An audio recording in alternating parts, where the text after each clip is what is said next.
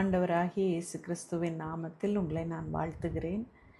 இந்த நாள் நாம் வசிக்க வேண்டிய வேத பகுதி ஆதியாகமம் 8-11 வரை. ஆதியாகமம் 8. தேவன் நோவாவையும் அவனுடனே பேழையிலிருந்து சகல காட்டு மிருகங்களையும் சகல நாட்டு மிருகங்களையும் நினைத்தருளினார். தேவன் பூமியின் மேல் காற்றை வீச பண்ணினார். அப்பொழுது ஜலம் அமர்ந்தது. ஆழத்தின் ஊற்றுக்கண்களும் வானத்தின் மதகுகளும் அடைப்பட்டன. வானத்து மழையும் நின்று போயிற்று. ஜலம் பூமியிலிருந்து நாளுக்கு நாள் வற்றி கொண்டே வந்தது. 150 நாளுக்கு பின்பு ஜலம் வடிந்தது. 7ஆம் மாதம் 17ஆம் தேதியிலே பேழை அரராத் என்னும் மலைகளின் மேல் தங்கிற்று. 10ஆம் மாதம் மட்டும் ஜலம் வடிந்து கொண்டே வந்தது. 10ஆம் மாதம் முதல் தேதியிலே மலை சிகரங்கள் காணப்பட்டன. 40 நாள் சென்ற பின் நோவா தான் பேழையிலிருந்து செய்திருந்த ஜன்னலை திறந்து ஒரு காகத்தை வெளியே விட்டான். அது புறப்பட்டு பூமியின் மேல் இருந்த ஜலம் வற்றி போகும் வரைக்கும் போகிறதும் வருகிறதுமாய் இருந்தது. பின்பு பூமியின் மேல் ஜலம் குறைந்து போயிற்றோ என்று அறியும்படி ஒரு புறாவை தன்னிடத்திலிருந்து வெளியே விட்டான். பூமியின் மீதெங்கும் ஜலம் இருந்தபடியால் அந்த புறா தன் உள்ளங்கால் வைத்து இளைப்பாற இடம் காணாமல் திரும்பி பேழையிலே அவனிடத்தில் வந்தது. அவன் தன் கையை நீட்டி அதை பிடித்து தன்னிடமாக பேழைக்குள் சேர்த்து கொண்டான். பின்னும் 7 நாள் பொறுத்து மறுபடியும் புறாவை பேழையிலிருந்து வெளியே விட்டான். அந்த புறா சாயங்காலத்தில் அவனிடத்தில் வந்து சேர்ந்தது. இதோ அது கொத்தி கொண்டு வந்த ஒரு ஒலிவ மரத்தின் இலை அதன் வாயில் இருந்தது. அதனாலே நோவா பூமியின் மேல் ஜலம் குறைந்து போயிற்று என்று அறிந்தான். பின்னும் 7 நாள் பொறுத்து அவன் புறாவை வெளியே விட்டான். அது அவனிடத்திற்கு திரும்பி வரவில்லை. அவனுக்கு 601 வயதாகும் வருஷத்தில் 1 மாதம் 1 தேதியிலே பூமியின் மேலிருந்த ஜலம் வற்றி போயிற்று. நோவா பேழையின் மேல் தட்டை எடுத்து பார்த்தான். பூமியின் மேல் ஜலம் இல்லாதிருந்தது. 2ஆம் மாதம் 27ஆம் தேதியிலே பூமி காய்ந்திருந்தது. அப்பொழுது தேவன் நோவாவை நோக்கி, நீயும் உன்னுடனே கூட உன் மனைவியும் உன் குமாரரும் உன் குமாரரின் மனைவிகளும் பேழையை விட்டு புறப்படுங்கள். உன்னிடத்தில் இருக்கிற சகலவித மாம்ச ஜந்துக்களாகிய பறவைகளையும் மிருகங்களையும் பூமியின் மேல் ஊறுகிற சகல பிராணிகளையும் உன்னோடே வெளியே வரவிடு. அவைகள் பூமியிலே திரளாய் வர்த்தித்து பூமியின் மேல் பலுகி பெருக கடவது என்றார். அப்பொழுது நோவாவும் அவன் குமாரரும் அவன் மனைவியும் அவன் குமாரரின் மனைவிகளும் புறப்பட்டு வந்தார்கள். பூமியின் மேல் நடமாடுகிற சகல மிருகங்களும் ஊறுகிற சகல பிராணிகளும் சகல பறவைகளும் ஜாதி ஜாதியாய் பேழையிலிருந்து புறப்பட்டு வந்தன. அப்பொழுது நோவா கர்த்தருக்கு ஒரு பலிபீடம் கட்டி சுத்தமான சகல மிருகங்களிலும் சுத்தமான சகல பறவைகளிலும் சிலவற்றை தெரிந்து கொண்டு அவைகளை பலிபீடத்தின் மேல் தகன பலிகளாக பலியிட்டான். சுகந்த வாசனையை கர்த்தர் முகர்ந்தார். அப்பொழுது கர்த்தர், இனி நான் மனுஷன் நிமித்தம் பூமியை சபிப்பதில்லை. மனுஷனுடைய இருதயத்தின் நினைவுகள் அவன் சிறுவயது தொடங்கி பொல்லாததாய் இருக்கிறது. நான் இப்பொழுது செய்தது போல இனி சகல ஜீவன்களையும் சங்கரிப்பதில்லை. பூமியுள்ள நாளளவும் விதைப்பும் மறுப்பும் சீதளமும் உஷ்ணமும் கோடை காலமும் மாரிக்காலமும் பகலும் இரவும் ஒழிவதில்லை என்று தம்முடைய உள்ளத்தில் சொன்னார். ஆதியாகமம் 9வது அதிகாரம். பின்பு தேவன் நோவாவையும் அவன் குமாரரையும் ஆசீர்வதித்து, நீங்கள் பலுகி பெருகி பூமியை நிரப்புங்கள். உங்களை பற்றிய பயமும் அச்சமும் பூமியில் உள்ள சகல மிருகங்களுக்கும் ஆகாயத்தில் உள்ள சகல பறவைகளுக்கும் உண்டாயிருக்கும். பூமியிலே நடமாடுகிற யாவும் சமுத்திரத்தின் மச்சங்கள் யாவும் உங்களுக்கு கையளிக்கப்பட்டன. நடமாடுகிற ஜீவ ஜந்துக்கள் யாவும் உங்களுக்கு ஆகாரமாய் இருப்பதாக. பசும் பூண்டுகளை உங்களுக்கு தந்தது போல அவைகள் எல்லாவற்றையும் உங்களுக்கு தந்தேன். மாம்சத்தை அதன் உயிராகிய இரத்தத்தோட புசிக்க வேண்டாம். உங்களுக்கு உயிராயிருக்கிற உங்கள் இரத்தத்திற்காக பழி வாங்குவேன். சகல ஜீவ ஜந்துக்களிடத்திலும் மனுஷனிடத்திலும் பழி வாங்குவேன். மனுஷனுடைய உயிருக்காக அவனவன் சகோதரனிடத்தில் பழி வாங்குவேன். மனுஷன் தேவ சாயலில் உண்டாக்கப்பட்டபடியால் மனுஷனுடைய இரத்தத்தை எவன் சிந்துகிறானோ அவனுடைய இரத்தம் மனுஷனாலே சிந்தப்பட கடவது. நீங்கள் பலுகி பெருகி பூமியிலே திரளாய் வர்த்தித்து விருத்தியாகுங்கள் என்றார். பின்னும் தேவன் நோவாவையும் அவன் குமாரரையும் நோக்கி, நான் உங்களோடும் உங்களுக்கு பின்வரும் உங்கள் சந்ததியோடும் உங்களோடே பேழையிலிருந்து புறப்பட்ட சகல ஜீவ ஜந்துக்கள் முதல் இனி பூமியில் உண்டாகப் போகிற சகல ஜீவ ஜந்துக்கள் பரியந்தம் பறவைகளோடும் நாட்டு மிருகங்களோடும் உங்களிடத்தில் இருக்கிற பூமியில் உள்ள சகல காட்டு மிருகங்களோடும் என் உடன்படிக்கையை ஏற்படுத்துகிறேன். இனி மாம்சமானவைகளெல்லாம் பிரளயத்தினால் சங்கரிக்கப்படுவதில்லை என்றும் பூமியை அழிக்க இனி பிரளயம் உண்டாவதில்லை என்றும் உங்களோட என் உடன்படிக்கையை ஏற்படுத்துகிறேன் என்றார். அன்றியும் தேவன் எனக்கும் உங்களுக்கும் உங்களிடத்தில் இருக்கும் சகல ஜீவ ஜந்துக்களுக்கும் நித்திய தலைமுறைகளுக்கென்று நான் செய்கிற உடன்படிக்கையின் அடையாளமாக நான் என் வில்லை மேகத்தில் வைத்தேன். அது எனக்கும் பூமிக்கும் உண்டான உடன்படிக்கைக்கு அடையாளமாயிருக்கும். நான் பூமிக்கு மேலாய் மேகத்தை வருவிக்கும் போது அந்த வில் மேகத்தில் தோன்றும். அப்பொழுது எல்லா மாம்ச ஜீவன்களையும் அழிக்க இனி ஜலமானது பிரளயமாய் பெருகாதபடிக்கு எனக்கும் உங்களுக்கும் மாம்சமான சகல ஜீவஜந்துக்களுக்கும் உண்டான என் உடன்படிக்கையை நினைவு கூறுவேன். அந்த வில் மேகத்தில் தோன்றும்போது தேவனுக்கும் பூமியின் மேலுள்ள சகலவித மாம்ச ஜீவன்களுக்கும் உண்டான நித்திய உடன்படிக்கையை நான் நினைவு கூறும்படிக்கு அதை நோக்கி பார்ப்பேன். இது எனக்கும் பூமியின் மேலுள்ள மாம்சமான யாவுக்கும் நான் ஏற்படுத்தின உடன்படிக்கையின் அடையாளம் என்று நோவாவோடே சொன்னார். பேழையிலிருந்து புறப்பட்ட நோவாவின் குமாரர் சேம், காம், யாப்பேத் என்பவர்களே. காம் கானானுக்கு தகப்பன். இம்மூவரும் நோவாவின் குமாரர். இவர்களாலே பூமி எங்கும் ஜனங்கள் பரம்பினார்கள். நோவா பயிரிடுகிறவனாகி திராட்சை தோட்டத்தை நாட்டினான். அவன் திராட்சை ரசத்தை குடித்து வெறி கொண்டு தன் கூடாரத்தில் வஸ்திரம் விலகி படுத்திருந்தான். அப்பொழுது கானானுக்கு தகப்பனாகிய காம் தன் தகப்பனுடைய நிர்வாணத்தை கண்டு வெளியில் இருந்த தன் சகோதரர் இருவருக்கும் அறிவித்தான். அப்பொழுது சேமும் யாப்பேத்தும் ஒரு வஸ்திரத்தை எடுத்து தங்கள் இருவருடைய தோள் மேலும் போட்டுக்கொண்டு பின்னிட்டு வந்து தங்கள் தகப்பனுடைய நிர்வாணத்தை மூடினார்கள். அவர்கள் எதிர்முகமாய் போகாதபடியினால் தங்கள் தகப்பனுடைய நிர்வாணத்தை காணவில்லை. நோவா திராட்சரசத்தின் வெறி தெளிந்து விழித்தபோது தன் இளைய குமாரன் தனக்கு செய்ததை அறிந்து, கானான் சபிக்கப்பட்டவன், தன் சகோதரரிடத்தில் அடிமைகளுக்கு அடிமையாயிருப்பான் என்றார். சேமுடைய தேவனாகிய கர்த்தருக்கு ஸ்தோத்திரம் உண்டாவதாக. கானான் அவனுக்கு அடிமையாயிருப்பான். யாப்பேத்தை தேவன் விருத்தியாக்குவார்.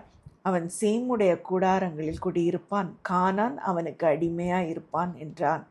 ஜலப்பிரளயத்துக்கு பின்பு நோவா 350 வருஷம் உயிரோடு இருந்தான். நோவாவின் நாட்கள் எல்லாம் 950 வருஷம். அவன் மரித்தான். ஆதியாகமம் 10ஆம் அதிகாரம். நோவாவின் குமாரராகிய சேம், காம், யாப்பேத் என்பவர்களின் வம்ச வரலாறு. ஜலப்பிரளயத்துக்கு பின்பு அவர்களுக்கு குமாரர் பிறந்தார்கள். யாப்பேத்தின் குமாரர் கோமர், மாக்கோகு, மாத்தாய், யாவான், தூபால், மேசேக்கு, தீராஸ் என்பவர்கள். கோமரின் குமாரர் அஸ்கினாஸ், ரீப்பாத்து, தொகர்மா என்பவர்கள். யாவானின் குமாரர் எலிசா, தர்ஷீஸ், கித்தீம், தொதானீம் என்பவர்கள். இவர்களால் ஜாதிகளுடைய தீவுகள் அவனவன் பாஷையின்படியேயும் அவரவர் கோத்திரத்தின்படியேயும் ஜாதியின்படியேயும் வேறு வேறு தேசங்களாய் பகுக்கப்பட்டன. காமுடைய குமாரர் கூஷ், மிஸ்ராயிம், பூத், கானான் என்பவர்கள். கூஷுடைய குமாரர் சேபா, ஆவிலா, சப்தா, ராமா, சப்திகா என்பவர்கள். ராமாவின் குமாரர் சேபா, தீதான் என்பவர்கள். கூஷ் நிம்ரோதை பெற்றான். இவன் பூமியிலே பராக்கிரமசாலி ஆனான். இவன் கர்த்தருக்கு முன்பாக பலத்த வேட்டைக்காரனாய் இருந்தான். ஆகையால் கர்த்தருக்கு முன்பாக பலத்த வேட்டைக்காரனான நிம்ரோதை போல என்னும் வழக்கச் சொல் உண்டாயிற்று. சினேயார் தேசத்திலுள்ள பாபேல், ஏரேக், அக்காத், கல்னே என்னும் இடங்கள் அவன் ஆண்ட ராஜ்யத்திற்கு ஆதி ஸ்தானங்கள். அந்த தேசத்திலிருந்து அசூர் புறப்பட்டு போய் நினிவேயையும் ரெஹோபோத் பட்டணத்தையும் காலாகையும் நினிவேக்கும் காலாகுக்கும் நடுவாக ரெசேனையும் கட்டினான். இது பெரிய பட்டணம். மிஸ்ராயிம் லூதீமையும் அனாமீமையும் லெஹாபீமையும் நப்தூகீமையும் பத்ருசீமையும் பெலிஸ்தரின் சந்ததிக்கு தலைவனாகிய கஸ்லூஹீமையும் கப்தொரீமையும் பெற்றான். கானான் தன் மூத்த மகனாகிய சீதோனையும் கேத்தையும் எபூசியரையும் எமோரியரையும் கிர்காசியரையும் ஈவியரையும் அர்கீரியரையும் சீனியரையும் அர்வாதியரையும் செமாரியரையும் காமாத்தியரையும் பெற்றான். பின்பு கானானியரின் வம்சத்தார் எங்கும் பரவினார்கள். கானானியரின் எல்லை சீதோன் முதல் கேரார் வழியாய் காசா மட்டுக்கும், அது முதல் சோதோம் கொமோரா அத்மா செபோயிம் வழியாய் லாசா மட்டுக்கும் இருந்தது. இவர்கள் தங்கள் தேசங்களிலும் தங்கள் ஜாதிகளிலும் உள்ள தங்கள் வம்சங்களின்படியேயும் தங்கள் பாஷைகளின்படியேயும் காமுடைய சந்ததியார். சேமுக்கு பிள்ளைகள் பிறந்தார்கள். அவன் ஏபேருடைய சந்ததியார் எல்லோருக்கும் தகப்பனும் மூத்தவனாகிய யாப்பேத்துக்கு தம்பியுமாய் இருந்தான். சேமுடைய குமாரர் ஏலாம், அசூர், அர்பக்சாத், லூத், ஆராம் என்பவர்கள். ஆராமுடைய குமாரர் உத்ஸ், கூல், கேத்தெர், மாஸ் என்பவர்கள். அர்பக்சாத் சாலாவை பெற்றான். சாலா ஏபேரை பெற்றான். ஏபேருக்கு 2 குமாரர் பிறந்தார்கள். ஒருவனுக்கு பேலேகு என்று பெயர், ஏனெனில் அவனுடைய நாட்களில் பூமி பகுக்கப்பட்டது. அவனுடைய சகோதரன் பேர் யொக்தான். யொக்தான் அல்மோதாத்தையும் சாலேப்பையும் அசர்மாவேத்தையும் ஏராகையும் அதோராமையும் ஊசாலையும் திக்லாவையும் ஓபாலையும் அபிமாவேலையும் சேபாவையும் ஓப்பீரையும் ஆவிலாவையும் யோபாபையும் பெற்றான். இவர்கள் அனைவரும் யொக்தானுடைய குமாரர். இவர்களுடைய குடியிருப்பு மேசா துவக்கி கிழக்கேயுள்ள மலையாகிய செப்பாருக்கு போகிற வழி மட்டும் இருந்தது. இவர்களே தங்கள் தேசங்களிலும் தங்கள் ஜாதிகளிலும் உள்ள தங்கள் வம்சங்களின்படியேயும் தங்கள் பாஷைகளின்படியேயும் சேமுடைய சந்ததியார். தங்கள் ஜாதிகளிலுள்ள தங்களுடைய சந்ததிகளின்படியே நோவாவுடைய குமாரரின் வம்சங்கள் இவைகளே. ஜலப்பிரளயத்துக்கு பின்பு இவர்களால் பூமியிலே ஜாதிகள் பிரிந்தன. ஆதியாகமம் 11ஆம் அதிகாரம். பூமி எங்கும் ஒரே பாஷையும் ஒரே விதமான பேச்சும் இருந்தது. ஜனங்கள் கிழக்கே இருந்து பிரயாணம் பண்ணுகையில் சினேயார் தேசத்திலே சமபூமியை கண்டு அங்கே குடியிருந்தார்கள். அப்பொழுது அவர்கள், நாம் செங்கல் அறுத்து அதை நன்றாய் சுடுவோம் வாருங்கள் என்று ஒருவரோடொருவர் பேசிக்கொண்டார்கள். கல்லுக்கு பதிலாக செங்கலும் சாந்துக்கு பதிலாக நீலக்கீலும் அவர்களுக்கு இருந்தது. பின்னும் அவர்கள், நாம் பூமியின் மீதெங்கும் சிதறி போகாதபடிக்கு நமக்கு ஒரு நகரத்தையும் வானத்தை அளாவும் சிகரமுள்ள ஒரு கோபுரத்தையும் கட்டி நமக்கு பேர் உண்டாக பண்ணுவோம் வாருங்கள் என்று சொல்லி கொண்டார்கள். மனுபுத்திரர் கட்டுகிற நகரத்தையும் கோபுரத்தையும் பார்க்கிறதற்கு கர்த்தர் இறங்கினார். அப்பொழுது கர்த்தர், இதோ ஜனங்கள் ஒரே கூட்டமாய் இருக்கிறார்கள், அவர்கள் அனைவருக்கும் ஒரே பாஷையும் இருக்கிறது. அவர்கள் இதை செய்ய தொடங்கினார்கள். இப்பொழுதும் தாங்கள் செய்ய நினைத்தது ஒன்றும் தடைபட மாட்டாது என்று இருக்கிறார்கள். நாம் இறங்கி போய் ஒருவர் பேசுவதை மற்றொருவர் அறியாதபடிக்கு அங்கே அவர்கள் பாஷையை தாறுமாறாக்குவோம் என்றார். அப்படியே கர்த்தர் அவர்களை அவ்விடத்திலிருந்து பூமியின் மீதெங்கும் சிதறி போக பண்ணினார். அப்பொழுது நகரம் கட்டுகிறதை விட்டுவிட்டார்கள். பூமி எங்கும் வழங்கின பாஷையை கர்த்தர் அவ்விடத்தில் தாறுமாறாக்கினபடியால் அதன் பேர் பாபேல் எனப்பட்டது. கர்த்தர் அவர்களை அவ்விடத்திலிருந்து பூமியின் மீதெங்கும் சிதறிப்போக பண்ணினார். சேமுடைய வம்ச வரலாறு. ஜலப்பிரளயம் உண்டாகி 2 வருஷத்திற்கு பின்பு சேம் 100 வயதான போது அர்பக்சாத்தை பெற்றான். சேம் அர்பக்சாத்தை பெற்ற பின் 500 வருஷம் உயிரோடு இருந்து குமாரரையும் குமாரத்திகளையும் பெற்றான். அர்பக்சாத் 35 வயதான போது சாலாவை பெற்றான். சாலாவை பெற்ற பின் அர்பக்சாத் 403 வருஷம் உயிரோடு இருந்து குமாரரையும் குமாரத்திகளையும் பெற்றான். சாலா 30 வயதான போது ஏபேரை பெற்றான். ஏபேரை பெற்ற பின் சாலா 403 வருஷம் உயிரோடு இருந்து குமாரரையும் குமாரத்திகளையும் பெற்றான். ஏபேர் 34 வயதான போது பேலேகை பெற்றான். பேலேகை பெற்ற பின் ஏபேர் 430 வருஷம் உயிரோடு இருந்து குமாரரையும் குமாரத்திகளையும் பெற்றான்.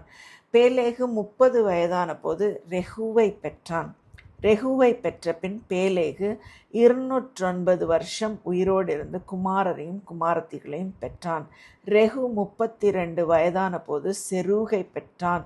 செரூகை பெற்ற பின் ரெகு 207 வருஷம் உயிரோடு இருந்து குமாரரையும் குமாரத்திகளையும் பெற்றான். செரூகு 30 வயதான போது நாகோரை பெற்றான். நாகோரை பெற்ற பின் செரூகு 200 வருஷம் உயிரோடு இருந்து குமாரரையும் குமாரத்திகளையும் பெற்றான். நாகோர் 29 வயதான போது தேராகை பெற்றான். தேராகை பெற்ற பின் நாகோர் 119 வருஷம் உயிரோடு இருந்து குமாரரையும் குமாரத்திகளையும் பெற்றான். தேராகு 70 வயதான போது ஆபிராம், நாகோர், ஆரான் என்பவர்களை பெற்றான். தேராகுடைய வம்ச வரலாறு. தேராகு ஆபிராம், நாகோர், ஆரான் என்பவர்களை பெற்றான். ஆரான் லோத்தை பெற்றான். ஆரான் தன் ஜன்ம பூமியாகிய ஊர் என்கிற கல்தேர் தேசத்து பட்டணத்திலே தன் தகப்பனாகிய தேராகு மரிக்கும் முன்னே மரித்தான். ஆபிராமும் நாகோரும் தங்களுக்கு பெண் கொண்டார்கள். ஆபிராமுடைய மனைவிக்கு சாராய் என்று பேர். நாகோருடைய மனைவிக்கு மில்காள் என்று பேர். இவள் ஆரானுடைய குமாரத்தி. அந்த ஆரான் மில்காளுக்கும் இஸ்காளுக்கும் தகப்பன். சாராய்க்கு பிள்ளை இல்லை, மலடியாய் இருந்தாள். தேராகு தன் குமாரனாகிய ஆபிராமையும் ஆரானுடைய குமாரனும் தன் பேரனுமாயிருந்த லோத்தையும் தன் குமாரன் ஆபிராமுடைய மனைவியாகிய தன் மருமகள் சாராயையும் அழைத்து கொண்டு அவர்களுடனே ஊர் என்கிற கல்தேருடைய பட்டணத்தை விட்டு கானான் தேசத்துக்கு போக புறப்பட்டான். அவர்கள் ஆரான் மட்டும் வந்தபோது அங்கே இருந்து விட்டார்கள். தேராகுடைய ஆயுசு நாட்கள் 205 வருஷம். தேராகு ஆரானிலே மரித்தான். இந்த நாள் நம்ம வாசிக்க வேண்டிய வேத பகுதியை வாசித்து முடிச்சிட்டோம். தேவனுக்கே மகிமை உண்டாவதாக. ஆமேன்.